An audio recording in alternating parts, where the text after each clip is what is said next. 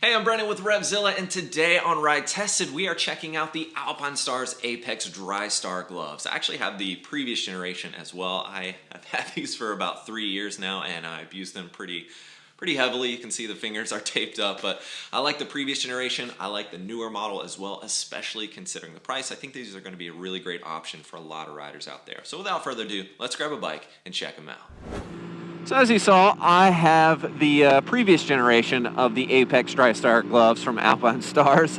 I really liked them, and I certainly put them to the test. Half of the fingers are taped together, and you know they're barely holding on there. But I use them a lot. I use them for snowboarding. I use them playing paintball. They worked really well, and the reason I got the previous gen is the same reason that I really like these. For the price, for the amount of thermal insulation I'm getting, and the waterproof protection here. These are a really great option for the cold weather riding conditions. Now, what I will say is that if you're riding and it's 50 degrees or below, and you're riding for any prolonged amount of time, I think you're going to be better suited utilizing heated gloves in comparison to a non-heated option. At least have some heated grips on your bike.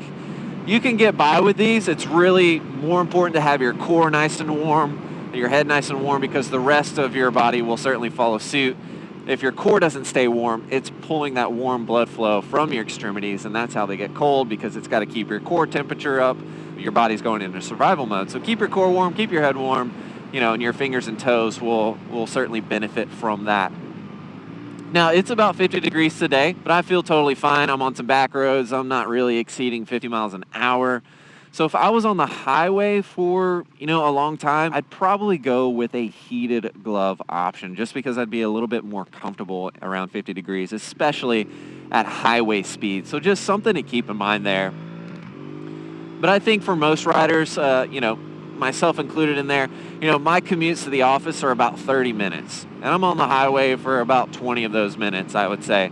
And it's totally fine. I'm doing 60 miles an hour. I'm not riding for a whole length of time. And these gloves do really, really well for that type of riding, for little rides around town. I'm on the outskirts of Philly right now, just kind of zipping around some back roads that I typically ride for these Ride Tested videos. And my hands are seriously perfectly warm. So I really like that. They've updated the Velcro on the wrist. The retention strap is different as well. I like the retention strap much better on this model glove than I did on the previous one. And I think the Velcro just feels a good bit stronger in comparison to the previous gen as well. So I like that, because that's certainly something on the wrist that over time began to fail. But that's, like 3 years of use and very hard abuse to my gloves for sure. Now, one of the questions I get a lot about, just cold weather riding gloves in general is, does this take away all of my tactile feel? And they'll take away a little bit, especially if you're not used to riding with winter cold weather gloves with thermal insulation and waterproof capabilities, but it's not super dramatic, and you get used to it very quickly. I've never had any troubles manipulating my controls with winter-oriented gloves. You're still getting accordion and things like that, all those little creature comforts that allow you to easily utilize your fingers and manipulate your controls, so I've never felt any restrictions. Now, in the past, I've seen a lot of cold weather riding gloves lacking when it comes to the overall protection. I think these do a good job. You've still got that hard knuckle protection. There's certainly some leather on the inside, and then we've got that covered seam, which I always like to see with pretty much any of my gloves. So we've got some of the basics here covered, but not all gloves will do that. They'll give you some thick insulation, waterproof capability, but it's just lacking when it comes to the protection. And of course, we're utilizing these gloves when we are riding motorcycles, so I certainly don't want to skip out on the protection. And I think for the price point, these do an excellent job of offering you a good amount of protection. You got the thermal insulation, you got the waterproof capability, and that's what you really need. And that's going to allow you to stretch your riding season further. If your hands are constantly getting cold, make the investment into some cold weather riding gloves. I'm telling you, it makes a huge difference. So let's face it, 2020 has been a terrible year.